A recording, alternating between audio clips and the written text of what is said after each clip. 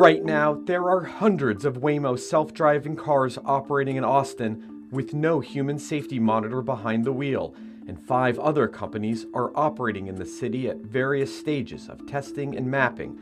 This week on Inside the Investigation, investigative reporter Kelly Wiley explains why, despite hundreds of documented issues with AVs, local police have cited the driverless cars 9 times. Plus, Waymo, the company operating the most AVs in town, sits down to address the viral videos raising safety concerns. Welcome to Inside the Investigation. I'm investigative reporter Matt Grant, filling in as host for today and filling in for my amazing colleague Kelly Wiley. Thank you. No, I'm happy to be here with you. Thanks for joining us. Thanks for letting me fill in today and get to talk to you for a change. It's very nice. You just completed an amazing investigation looking at Waymo, and I wanted to talk to you about that today.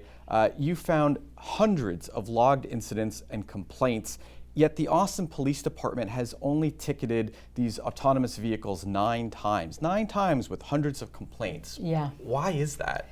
Well, it's so complicated. I mean, autonomous vehicles really are new to us. I mean, we've had them in the city for years and years, but I think they're still trying to work through how do we ticket, how do we police a driverless vehicle like we would other drivers. And so there's so much of it they're navigating and discovering. But yes, the city of Austin has been tracking for several years, not just incidents, but complaints. So they're from residents, they're from law enforcement, they're from city workers. There were even some state folks that have apparently put in some complaints to the city. And the idea is they're just trying to figure out what's happening all across the city. A lot of them, though, are from law enforcement, and they're describing a lot of things. They're describing traffic violations, maybe running a light. They're describing, autonomous vehicles freezing in the middle of the road. They're describing a lot of different scenarios.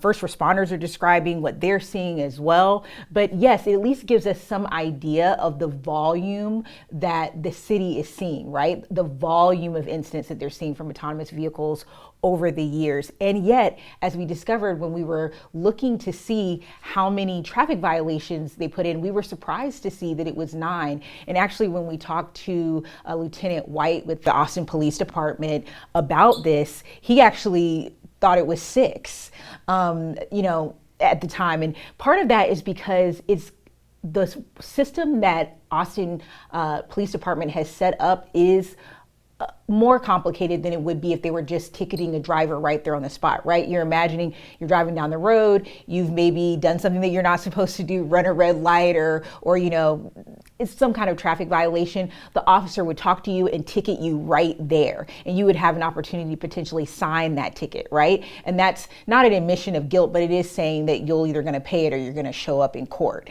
The issue kind of lies there for the Austin Police Department. For a driverless vehicle, there is no one to sign for it. And there was a concern from Lieutenant White that kind of takes out the promise to go to court or to acknowledge the ticket. And so he went to municipal court and worked out this whole other system that really looks a lot more like an affidavit. They're filling out a narrative. It has to be approved. It has to be by a supervisor. It has to be signed on. Then it has to go to the municipal court. And it's sort of happening after the fact, right? They're coming back and they're doing that. So it's a bit more complicated. And he said, really, for the most part, they just want to get the vehicles out of the way. A lot of what they were describing is maybe some weird scenario where an autonomous vehicle is freezing in the middle of the road and they have to get in contact with, the helpline inside the car. They then have to, if that doesn't work and they're not able to get the vehicle out, they would have to take over the vehicle physically and get it out of the road. So he said a lot of the time their goal is just compliance. Get the car out of the road and kind of relieve the traffic incident that's happening right then and there. But what we heard from Austin Police Department is they're hoping that the legislature will create a smoother system for this. He said, unlike Austin ISD that has these stop arm cameras that can photograph and automatically ticket an AV when they violate a traffic law, that's a carve out in the law. And so he's hoping that legislators will address making this easier as autonomous vehicles, particularly as Waymo expands, right? They're in Dallas and Houston, much larger cities. Yeah, and you recently had a chance to take some of these concerns and questions to a top official at Waymo. Pretty rare interview. What did they have to say when you spoke with them? It was a really interesting and illuminating interview. It was with David Marginis, who is the director of product management at Waymo, and he spent a good bit of the day with us. He talked to us for probably 30, 45 minutes. He showed us some videos to kind of highlight how Waymos operate in risky situations. And he also took us on a ride to the Capitol. We got to he got to walk us through some of the features and answer more of our questions. My biggest takeaways, I would say I would start with what their mission is, right? Like, I think a lot of the conversation has been, what are these vehicles riding around town? There's no one in them, people discovering them. But it was interesting to hear that their mission, at least in his words, really comes from a safety perspective. He talks about all of the people that die on the roads and all the things that contribute to that, right? Like drunk driving, texting and driving, distracted driving. And really, when you think about it, all of those things are not a factor when it comes to a driverless vehicle. They're never going to be texting and driving. They're not going to be drinking and driving like humans would.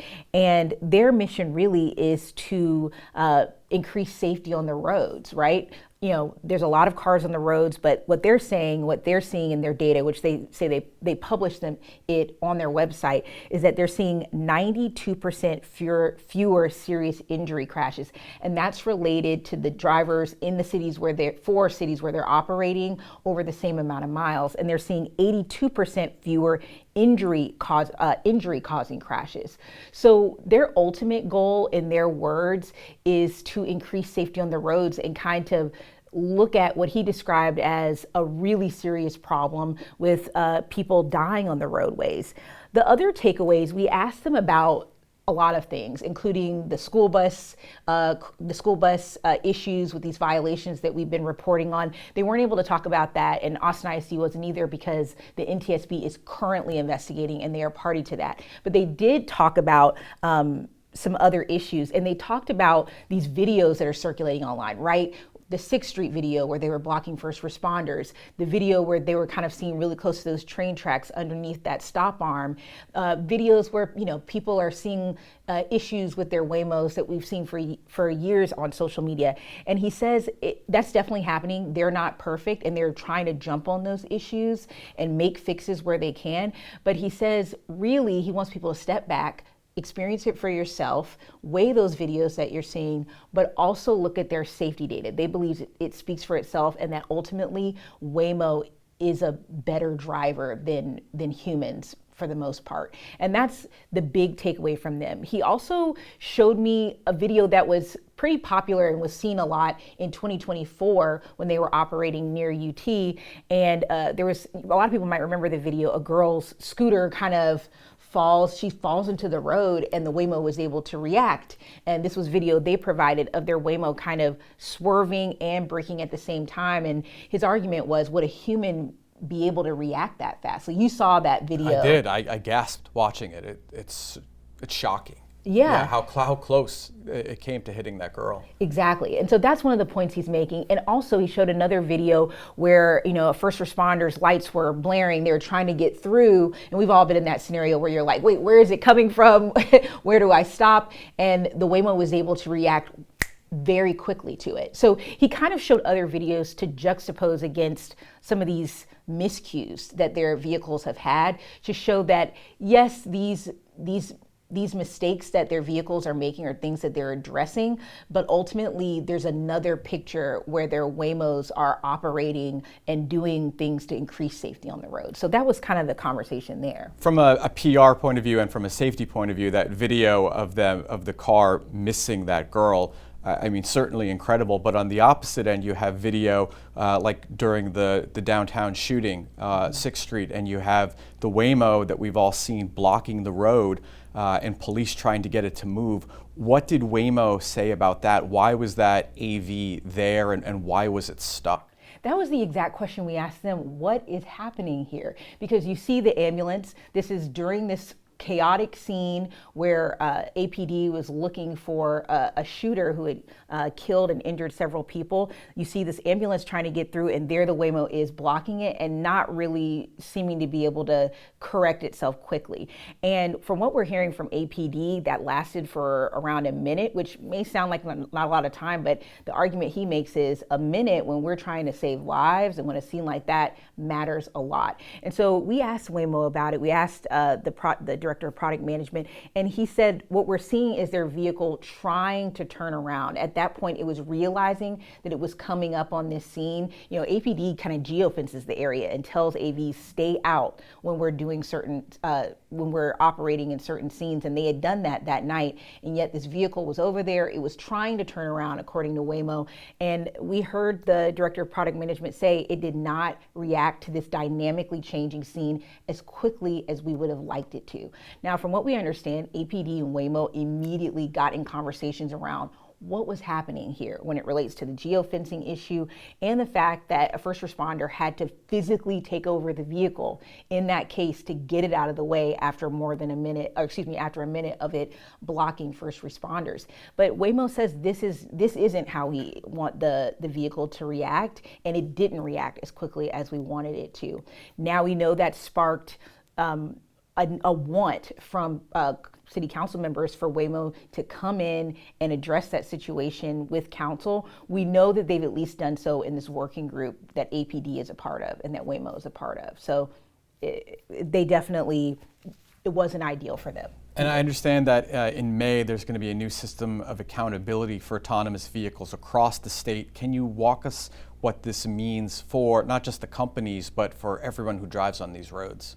Well, it's going to be a big change, right? So the Texas DMV will be, wants all of the AVs and will require AVs to get authorization to operate on Texas roads. These companies will have to apply for authorization.